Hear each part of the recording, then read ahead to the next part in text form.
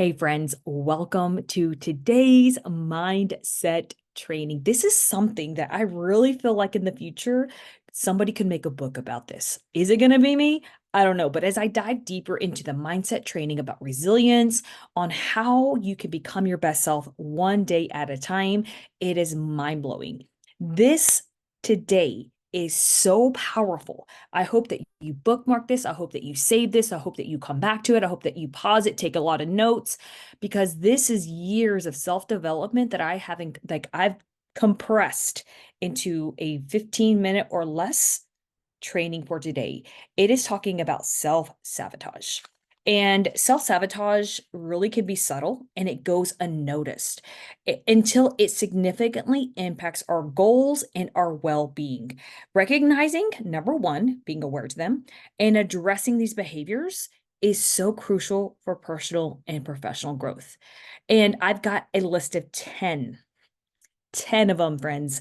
And these are going to be common forms of self-sabotage, but also strategies on how you can tackle them. I don't want to just talk about what they are, what they feel like, but let's talk about how we can actually combat it, right? How we can actually take it on mano a mano. Here's the list of 10 in no particular order on importance, but the list of 10, and then we're going to dive deep into each of these in the episode as it progresses. Number 1, procrastination. Number 2, negative self-talk. Number 3, perfectionism. Number 4, overcommitting. Number 5, avoiding new opportunities. Number 6, imposter syndrome. Number 7, comfort zone confinement. Number 8, focusing on failures. Number 9, neglecting self-care. And number 10, not seeking help. Now, this is my personal blueprint of my 10 self-sabotaging methods that I learned that I seem to put in front of my face all the time. But once you understand that you can control the narrative of your life, again, one day at a time, friends, this is all we can control is one day at a time. How can you become your best you every single day? And understanding that the 7 inches that lie between our ears, right? The 7 inches that lie between our ears really makes a difference on our root level of what we believe we are worthy of, what we believe we deserve, what we believe we are capable of achieving our best dreams. And I'm not yet at the pinnacle where I'm supposed to be at the highest peak, y'all, but I'm getting there one day at a time. Tackling the mindset challenges one day at a time and moving closer to believing one day at a time that I'm capable of far beyond what I'm allowing myself to do. So, cheers to my future self. Cheers to everyone watching and listening. Let's get ready to dive in. This is going to be power packed. I hope if this message correlates with you, share it with a friend. So today, again, we're going to be tackling the 10 self-sabotaging things that I do. Maybe you can comprehend, maybe you can, relate to me and find a connection somewhere in here. So number 1, procrastination. Are you a procrastinator?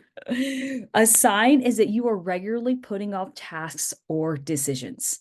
Procrastination for me is doing the things that really don't move the needle in the business.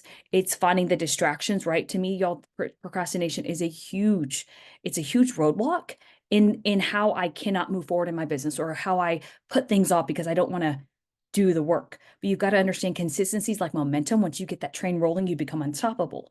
So on how you can tackle, a quick hack on how you can tackle the procrastination is breaking your tasks into smaller, manageable steps.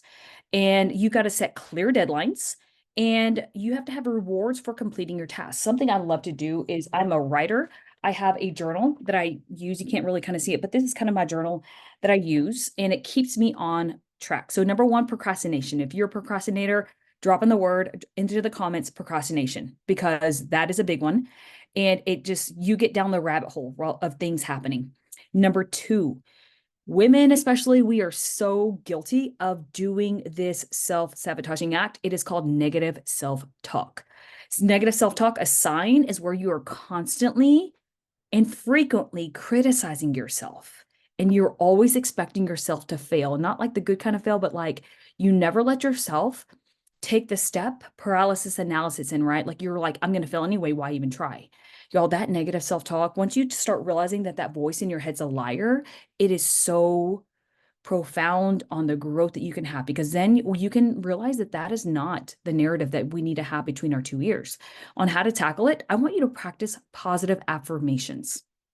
Positive affirmations, and I'm not talking about generic ones like I am confident. No, like if you have a certain goal, I actually released a podcast today talking about this exact thing on the positive affirmations. If your goal is to become a writer, I want you to picture your future version self of who you are and say, I am a confident, well thought out, focused, calm writer. My space is going to bring calmness in me because environment makes a big difference. So again, if you're a person who does negative self-talk, it typically stems from something that happened when we were younger. Somebody told us a story. That story became our self-belief. That self-belief is now how we act and how we perceive ourselves, right? So there's a whole lot on that. Number 3, perfectionism. Self-sabotaging act number 3, perfectionism. This is a sign where you're never satisfied with your work. I fall trapped to this all the time. And so I've got to realize, for me, something I've got to do is I came up with an acronym called KISS, Keep It Simple Susie. Because y'all, like I've probably would have been known as a workaholic in the past just because I was seeking out validation, seeking out constant approval, right? And never good enough. And so with perfectionism, how you can tackle it is set realistic goals and standards, and recognizing that mistakes are part of your path and it's part of learning and growing. Better done than never done, right? So again, progress over perfection. Number 4, we're going to talk about this one, overcommitting. Another sign of self-sabotage. The sign is you're saying yes to everything and you feel like you can't let anybody down, and then you're trumped with overwhelm. Man, this is hard, right? Because we want to say yes to all the things, but you have to realize everything you say yes to, you're saying no to something else. So how you can tackle this is learn to say no and set boundaries. Like at the root level, your peace is everything. Y'all, peace is everything. You got to protect that peace. So prioritize your tasks and based upon your values and your goals. Next up, avoiding new opportunities. This is a sign where you are hesitant or you have fear in facing new challenges. Because that's kind of what I would perceive as the growth, the comfort zone. Anything outside the comfort zone where we step into those unknowns, the unpassed, like uncharted waters, we're not sure what's going to happen, right? But sometimes you'll be surprised if you're just open to the possibilities. And if you tried something in the past and it didn't work, that doesn't mean it's always not going to work. It's just the mindset and how we perceive it. It's kind of like knowing that you are going to take it one day at a time, failing fast, failing hard, failing forward, right? And so on how you can tackle this is reflect on benefits of new opportunities.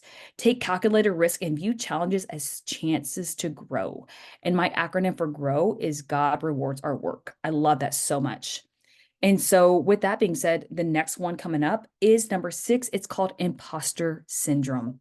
So, imposter syndrome is one of the things where you believe that you are not competent as others perceive you to be. Have you ever felt that? I felt that a lot in my past, because it doesn't take up, like, you don't have to have book smarts in order how to know how to do something. Sometimes, like, a lessons learned are the best teacher ever. So, imposter syndrome happens quite a bit. Imposter syndrome is one of those things that, again, you think that you're gonna feel exposed, you're gonna be seen, people are gonna figure you out. But with imposter syndrome, you can really just acknowledge your accomplishments from the past evidence of you showing up for yourself. Understand that it's normal to not know everything, right? If you're the smartest person in the room, you need to find a new room, right? I want to be surrounded by people who are smarter than me, better than me, faster than me, and I want to learn their ways, right? That's why mentorship is so important in everything we do. Number 7, comfort zone confinement. The sign of this basically is that you're sticking to your familiar routines and avoiding change. And how you can tackle this is gradually step outside your comfort zone, trying new things and embracing the learning process. So if you've been wanting to try to do something, but you're really afraid of what happens or what would, the lessons that could come, just ease into it, right? Ease into it, take a chance and learn as you grow. Number 8, focusing on failures. The sign is that you're dwelling on past mistakes and your failures. And basically just telling yourself and beating yourself up in your head, like, I can't do this. try, right? Try, get around people, try new things, because a lot of people, again, have been where you want to be. And you can utilize them as a mentor. If you're basically struggling with something, someone has a solution, right? Someone has experience, whether it be their own, testimonials of other people, like really just learning to embrace the beginner's mindset. And how you can tackle this is, again, viewing failures as learned opportunities and focusing on lessons learned and how they can aid in your growth. The number nine, with two left, y'all, neglecting self-care. Ooh, this one hits home. This one hits home. This one hits home. Because again, sign is that you're ignoring your physical and mental health. This is my story from 2 years ago, where I was in a place in space where, man, I had lost the light in my eyes. I lost the vision. I lost my passion. I lost my fire. I lost all of it, right? And when I looked up and took the rose-colored goggles off, it was, for me, mentally, like, it wasn't pretty, right? It was just a matter of facing what was going on. And I had all these self-sabotaging feelings. And whenever you realize, like, you've been against a roadblock every single day, there's no way around. Whenever you hit that D-Day, that day of disgust, I've talked about this before in some of my podcast episodes and all my lives, that day of disgust, y'all, that's like really, it's like whenever you are tired of your own crap. It's like, it is now or never. You're never going to quit on yourself again, because you are sick and tired of being sick and tired. Amen, y'all. Again, if you're watching this live stream or listening on to the podcast, I'm so glad you're here, because how you can tackle this is establishing a self-care routine. There are coaches, there are mentors. Y'all raise your hand. This is what we do. I love coaching and mentoring people, especially kind of at that beginner stage where you're coming back from your setback. And you need to ensure adequate rest, exercise, and healthy eating. Number 10, not seeking for help. Basically, you're reluctant to ask for help, assistance, or advice. And how you can tackle this is just understanding the value of support and collaboration, right? Understanding that, like, there are people out there who want to help. You just have to ask. So don't hesitate to reach out to any mentors, colleagues, or professionals.